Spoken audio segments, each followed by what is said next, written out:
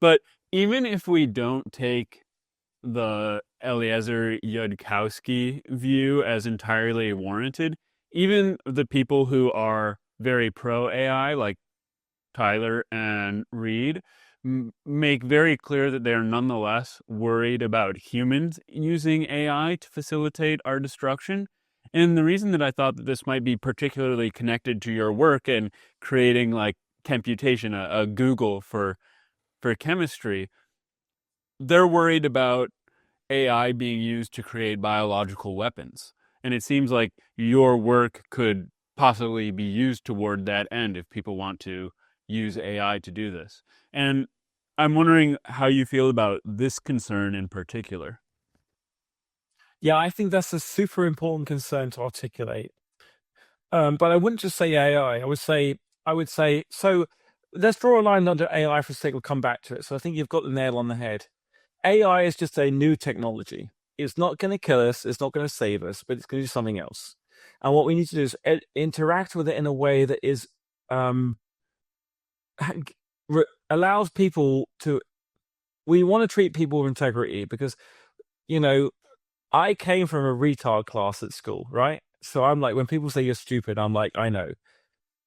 One of the things that I think I find really funny is that we assume people are stupid, and then general humans aren't stupid. They're quite smart.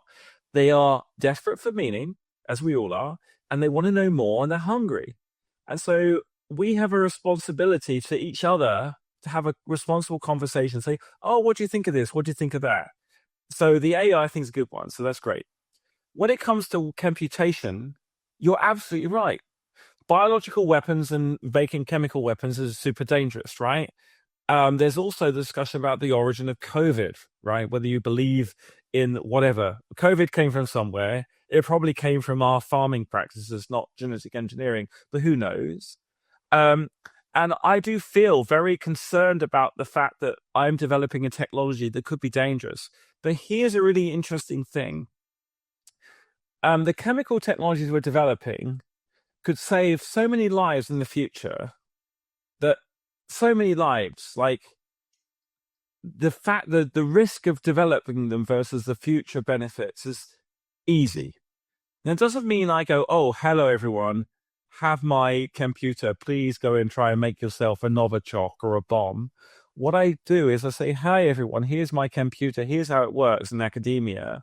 Here's the information. How do we regulate it? And how does industry, how does science work?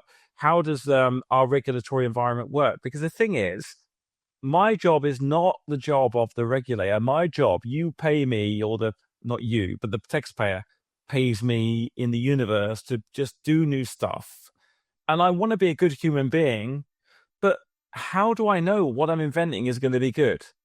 I don't, right? I could make all sorts of mistakes. So my job is to be open about what I invent, publish it. And so when people talk about the chemical weapons and the dangerous part, I merely say, well, I can do all the stuff I'm doing right now. Sorry, I could do as I could already do. So biological weapons are actually quite hard to make. I mean, AI is not going to accelerate biological weapons. It's really greasy and falls down, and human beings evolve, right? Biology evolves. So I would say that we have time to make mistakes and correct them. And I'll give you an example I love a lot. There was one poor chemist that worked for DuPont who invented CFCs, which did kill the ozone layer, which was bad enough. And then he invented tetraethyl lead, i.e., leaded petrol, which gave everyone a low IQ. One company did this, and they corrected both of it. And what happens when we make mistakes? We correct them. Is there a danger that I will create a computer that destroy humanity? No, I think that's not possible. For good evolutionary reasons. Is it possible that we could create a biological weapon that could kill all life on Earth using AI? No, for very good reasons I'll talk about. So that's not an excuse for me to ignore it, but actually, this idea again goes back to Eliza saying, "Oh, don't do this thing because you could die." Because everyone said, "Oh no, don't create new chemicals to look at chemical space because you might die." Oh, you just invented antiseptic. thanks for that. Oh no, don't develop new chemicals to look for kind of, killing bacteria. Oh, you discovered penicillin.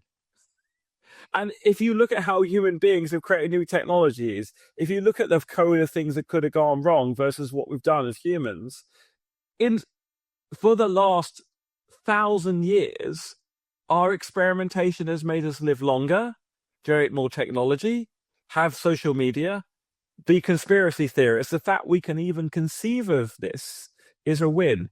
So I would say that we have to do three important things. We have to invent, we have to debate about the merit of those inventions, and we have to allow our societies to ask, how do we want to allow those inventions to be used? And I would say, this is where I say, and I'd be interested in your thoughts. I say my job is not to invent regulation.